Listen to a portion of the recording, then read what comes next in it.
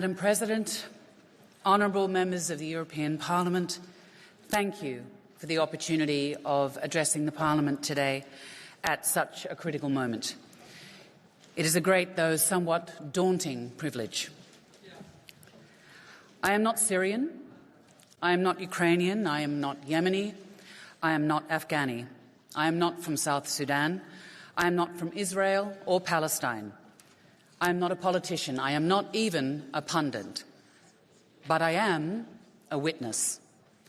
And having witnessed the human cost of war, violence and persecution, visiting refugees from across the globe, I cannot look away. What sits at the core of my dual roles as actor and goodwill ambassador for UNHCR is the human condition, the human story. And over the past few weeks, we have all, in horror, been watching the continuing violence in Israel and Gaza. The conflict has claimed and is still claiming thousands of innocent lives. Earlier this week, UNHCR's High Commissioner called, together with several other humanitarian organisations, for an immediate humanitarian ceasefire and the immediate release of all civilians held hostage. Alas, while these events are understandably dominating the news, this is far from the only violence afflicting our world, and these are not the only innocent lives being lost. War rages on in Ukraine. It rages in Sudan, where it's already forced millions of people to flee their homes since erupting earlier this year. Indeed, in recent times, the headlines have brought us news of violence in Ethiopia or Afghanistan, in the Sahel and many others. And in every single case, innocent people suffer, and innocent people are forced to run for their lives. Globally, forced displacement has now passed the grim milestone of 114 million people. Many of those caught up in these maelstroms have made unbelievably dangerous journeys in search of a place of safety. On arrival, too many of them have found themselves unwanted, rejected, despised, even scapegoated. 114 million people. It's a number so huge that it is difficult to grasp. But grasp it we must, as we acknowledge the figures and the facts. Because the fact is, of those 114 million, 62.5 million are displaced internally within their own countries. And of the other 36.4 million who are forced to leave their countries, 69% of them remain in neighbouring countries, places that I have had the great privilege of visiting, such as Bangladesh, South Sudan, Jordan, Niger and Lebanon. Why do people stay so close to these places? Because, just as we would if we were in their shoes, they want to return home, to their people, to their land, to their families.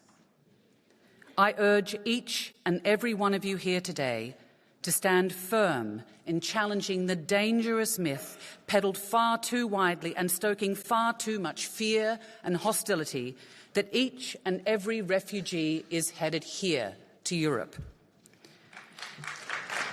It has been tempting for some in Europe to depict the challenge of refugees as a new one. The 1951 Refugee Convention, they say, is from another time. It was not designed to meet the challenge of so many people on the move, especially in a time of mass forced displacement or when new forms of large-scale displacement linked to climate change or natural disasters appear. The claim is that it places too many demands on our resources, on our schools, our hospitals, our job markets, or that new arrivals with their different languages and cultures will somehow undermine the values of those who host them. Apart from the monumental compassion deficit in this argument, it also demonstrates a dangerous disregard for history. Madam President, for centuries, Europe, like so much of the world, has been crisscrossed by people who have fled home in search of protection from war, pogroms, persecution. Over the centuries, many were refused asylum, or, if they were admitted under sufferance and regarded with suspicion. But many were welcomed, not just sheltered, but actively encouraged to contribute to the social, cultural and economic life of the lands they now call home. Free to practice their religion, provided with livestock, tools and seeds, granted citizenship and gradually, beneficially absorbed into the societies who embraced them. This mixed picture is recognisable in Europe today. In some cases, we immediately see that fleeing home, leaving everything behind and having to run for one's life is unavoidable, and we instinctively feel the need and obligation to help. In others, perhaps because we know little of the violence or human rights abuses that take place far from here, we are suspicious. And so vulnerable people are caught between a place from which they were forced to flee through no fault of their own and a place that refuses to let them in. Thus marooned, they drown or freeze or are trapped under rubble or starved or are enslaved, trafficked, enlisted, exploited, outcomes, devastating outcomes that we would not tolerate for ourselves.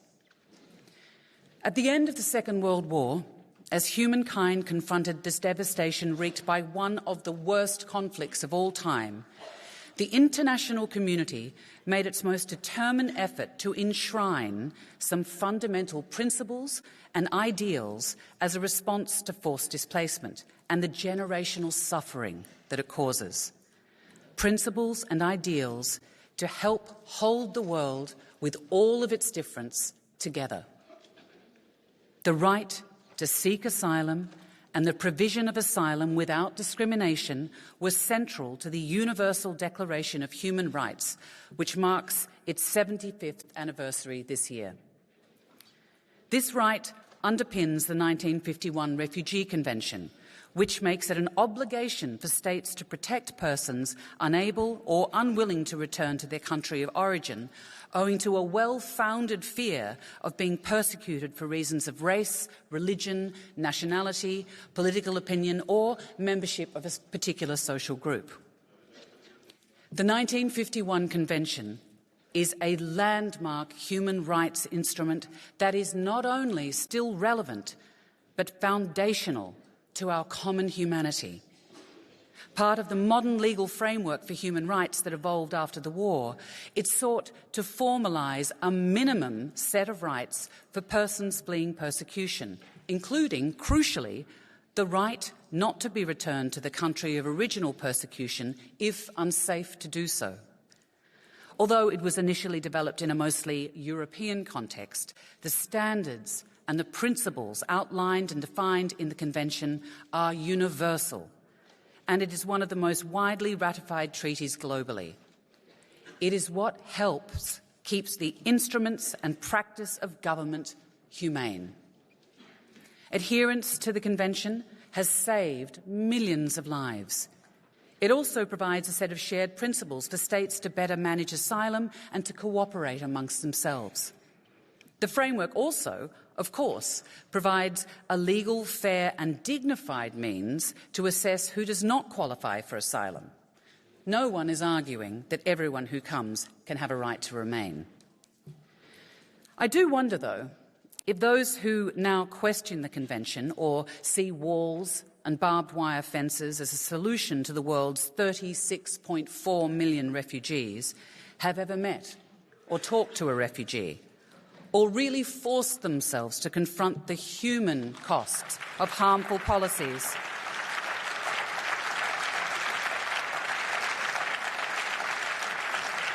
The human cost of the harmful policies such as externalisation.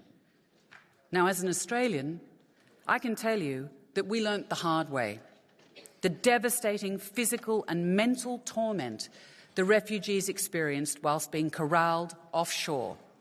the psychological damage to those guarding them, the billions of dollars of taxpayers' money wasted on a now discredited and largely abandoned approach. And, may I say, the resultant shame and regret that many of my fellow Australians feel now surrounding these ineffective and inhumane policies. Madam President, in my capacity as Goodwill Ambassador, I have had the enormous privilege of travelling to meet refugees in countries across the world. And there are so many humbling things that I have witnessed and learned from the people who have generously shared their stories with me. But here are just three. First, the refugees that I have met are in a state of shock. Shock at what they have seen and experienced, shock at finding themselves uprooted, shock at losing everything and having to start again from scratch. But this is not just about the most vulnerable. The women threatened not only by bombs and bullets, but by unimaginable, intolerable sexual abuse, and the children who have lost their futures as well as their homes. It is also about the young men who are so often demonised in the media, but who are visibly traumatised by the physical abuse and humiliation that they have endured. I recently met a young man, let's call him Ibrahim, in Niger. He was a refugee from Darfur, forced to flee the impossible choice of conscription by the militia or certain death. He found his way to Libya. There he was enslaved. He was kept in a cage. He was beaten and repeatedly raped. This gentle young man, the same age as my eldest son, alone and deeply traumatised. He had tried to take a boat to Europe, not once, but 7 times. He told me he took his chances because drowning at sea was a better option than his catastrophic experiences in Africa. In the words of the poet Warson Shire, no one leaves home unless home is the mouth of a shark. You have to understand that no one puts their children in a boat unless water is safer than the land.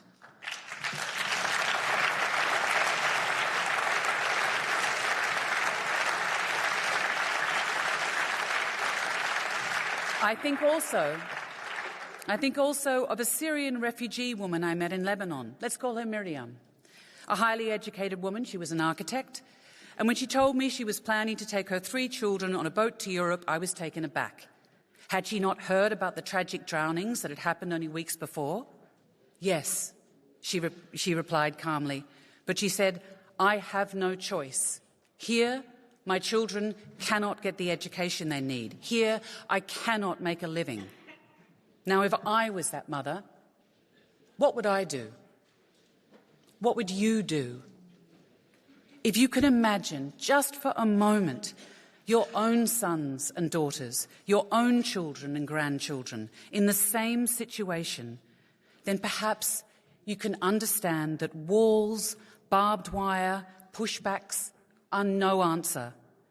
Desperate and vulnerable people like Ibrahim and Miriam will keep trying to escape that mouth of the shark. 10 years ago, we were all appalled by the loss of the hundreds of lives when an overcrowded boat sank near the island of Lampedusa. And in the decades since, many more have perished in the same way. And in 10 years' time, people will still be drowning on our shores unless something changes. Complex situations require complex solutions. They require dialogue. They require collaboration, not sound bites or slogans. Finding sustainable solutions in countries of origin, transit and destination is the only way. Now, in this room, there are people of vastly different backgrounds, different cultures, different politics, different views, but we all share a common humanity, and we need to come together to put people, to put our humanity back at the centre and the heart of asylum.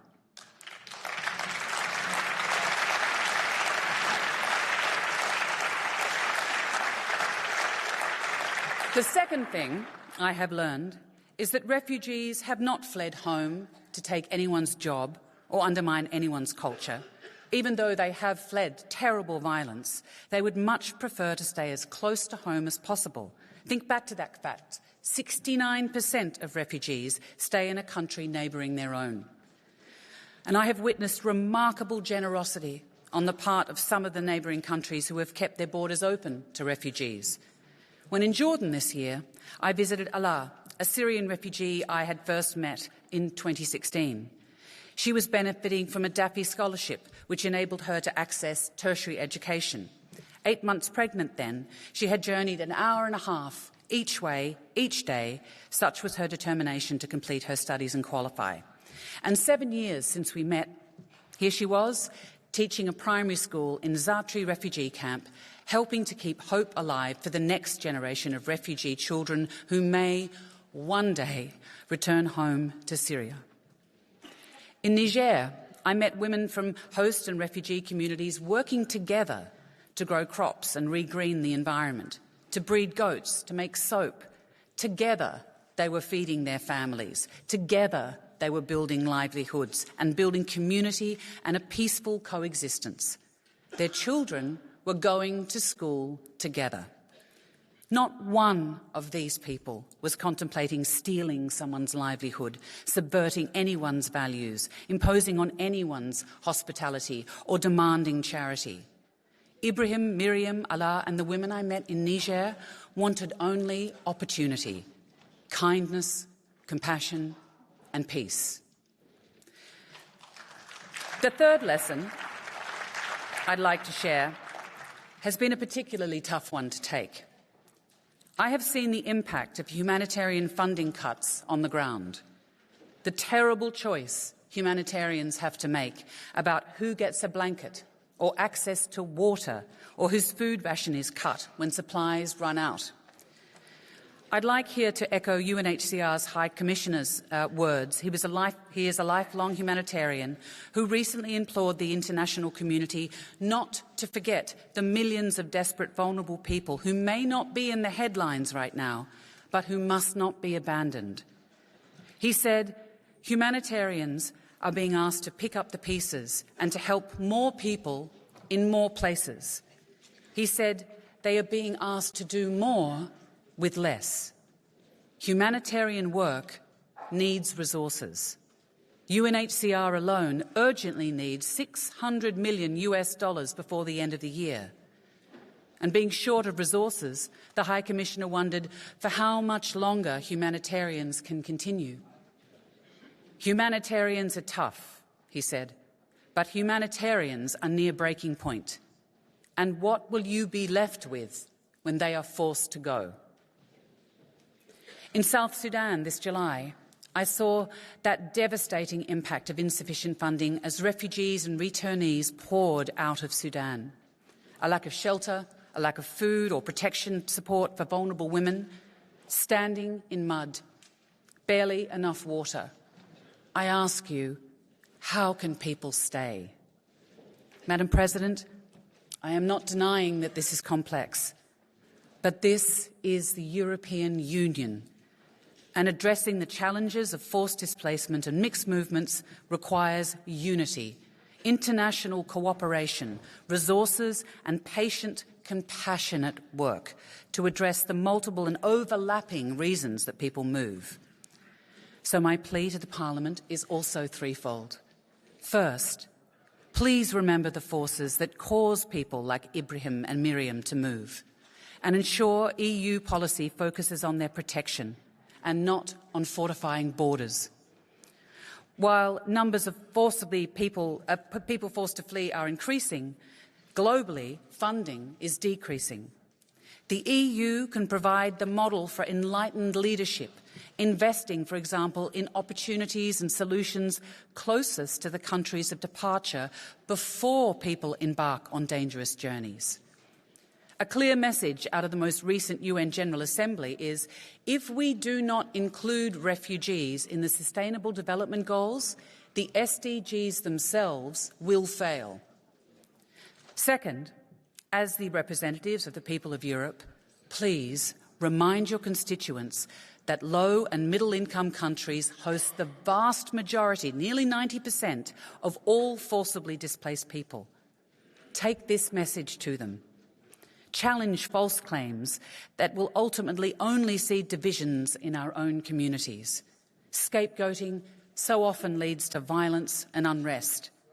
And where coordinated responses to mixed movements into Europe are required, explain the importance of safe, legal pathways and invest in more efficient systems to quickly, humanely and fairly determine who legitimately has a right to stay and who does not. Be robust in defence of the truth. Third, continue to build on the EU's proud tradition of humanitarian support, whilst also ensuring development funding goes to host communities and countries and refugees. Agencies like UNHCR are often the last resort for desperate people. With a number of forcibly displaced people at an all-time high, flexible humanitarian funding has never been more urgent. Invest in education and livelihoods to ensure families have opportunities where they are, so they don't need to move. No one will benefit from a generation of alienated and excluded young people. No one. Madam President, on behalf of UNHCR, may I thank the European Parliament for its progressive role in the European debate on asylum and protection. May I thank the Parliament, the EU and those governments and organisations and individual citizens who have shown such compassionate leadership in the response to those forced to flee the war in Ukraine. This solidarity should not be limited to one group, but afforded to all. May I thank the EU for its long-standing financial support for refugees and their hosts globally, and urge continued and increased support. The world is watching. May the spirit and hospitality and compassion and the championing of human rights that Europe modelled after 1945 and at the birth of the Refugee Convention continue to provide an exemplar for years to come. Thank you very much.